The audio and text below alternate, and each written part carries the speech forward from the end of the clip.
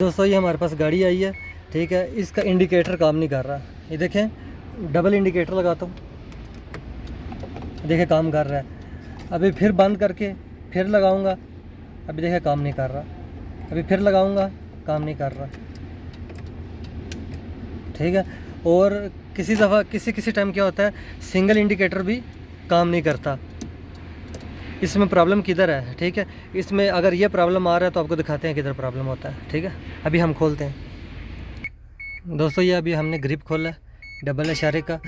इधर देखें, ये जो इसकी कब्ज़ होती हैं, लुपियाँ जो होती हैं, ये देखें इसके अंदर देखें जंग लगा हुआ है, ठीक है। उसके बाद ये लूज़ हैं, ठीक है। एक लुपी जो है ना, इसके अंदर से ये लूज़ है, ये वाली, ठीक है। जंग भी लगा हुआ है, लूज़ भी। इसको अभी सफाई करेंगे, पेट्रोल से धोएंगे, ठीक है। उसके बाद हम इसको फिट करेंगे, ये मसला हल हो जाएगा, ठीक है। डबल इशारे, ये डबल इशारे, जब इशारे वाला बटन, इसमें कोई प्रॉब्लम होगा, सिंगल इशारे नहीं लगेंगे और डबल भी कई दफ़ा मसला करेगा, ठीक है दोस्तों।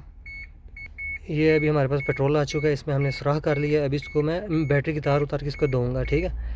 ये पेट्रोल है, फिर इसमें हवा लगाएंगे सही तरीके से, फिर उसके बाद फिट करेंगे, ठीक है।